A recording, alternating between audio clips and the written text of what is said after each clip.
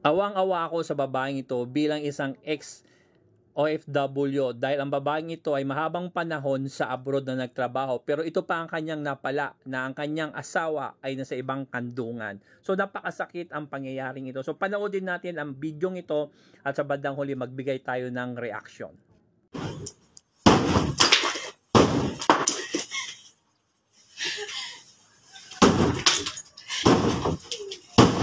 Di ba ako? Nasaan ako?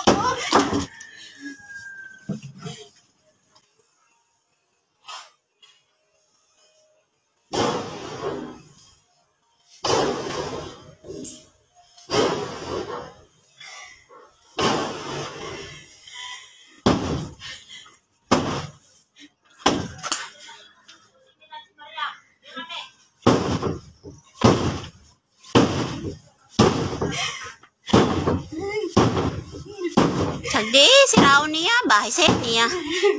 Ako doon sa laboy. Tungan niya.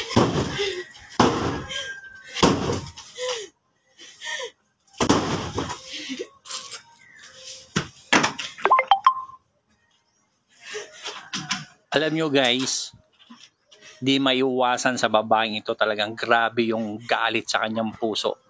Kahit ako ramdam ko yung nasa puso ng babaeng ito na grabing sakit, hinanakit sa kanyang asawa. Siguro kung kayo ang OFW, makikita natin yung trabaho. Pero alam ko makaka-related nito yung mga nagtatrabaho sa abroad, mga OFW. Lalong-lalo na yung mga nakaranas na niluloko ng kanilang asawa.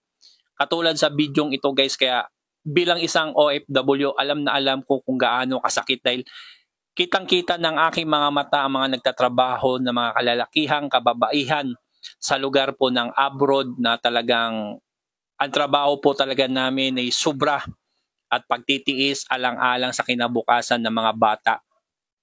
Pero sa ganitong sitwasyon, sa pag-uwi niya ang kanyang asawa ay merong kinalulukuhan at naabutan niya pa doon sa kanilang tahanan.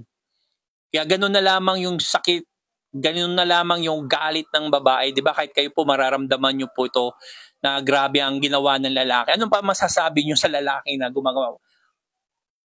Hindi lamang po lalaki, halimbawa yung babae naman na abutan ng lalaki sa kanilang tahanan, di ba? Grabe ang mararamdaman mo. Kaya ganoon na lamang yung naramdaman ng babae at talagang ang kanyang puso, kanyang damdamin talagang sobrang galit ang kanyang naramdaman sa lalaki sa mga oras na yon. Kaya tayo po mga OFW, kapag tayo po mag-abroad, lagi nating isipin na ang ating buhay, ang ating pong kinalagyan sa abroad, mag-ipon po tayo. Huwag po natin ipadala lahat ang pera natin sa bansang Pilipinas. Dahil tayo rin maging kawawa bandang huli. Katulad dito, halimbawa, nangyari yung ganyan, wala siyang naipon. Siyempre, ang hirap naman yun. Paano siya magsisimula? Na ang kanyang buhay, ang kanyang pamilya ay nasira. Dahil lamang po sa mga kalokohan na ginagawa ng mga lalaki at mga babae na naiwanan dito sa abroad or vice versa, doon naman sa abroad gumagawa ng kalokohan ng babae at ng lalaki, di ba? Kaya masasabi po natin sa lahat ay patuloy tayong mag-ingat. Nag-abroad tayo hindi magpakaligaya at tayong mga naiwanan, nag-abroad yung partner natin hindi para magpakaligaya tayo sa ibang kandungan, kundi pinayagan natin sila mag-abroad, pinayagan tayo umabroad para sa isang layunin plano, para sa kinabukasan ng ating mga anak at para sa magandang kinabukasan nating lahat. Kaya damang-dama ko yung galit ng babae. Kayo, nararamdaman nyo po ba? Ano ba masasabi ninyo sa video ito? Ano yung naramdaman ninyo bilang OFW? Ano ang masasabi ninyo sa bagay na ito? Makuha sana ni ate yung hustisya para sa kanya. Yung nararamdaman niya sa kanyang puso ay makuha niya sana yung hustisya. Dahil nga po, napakahirap talaga magtrabaho sa abroad bilang isang OFW. So maraming salamat sa inyo guys sa patuloy niyong panonood sa video ko at sa mga comment niyo. Please share po natin itong mga video ito para po ang video ito ay makapulot ng aral sa mga nagluloko. Bye-bye! I'm Mr. Paz.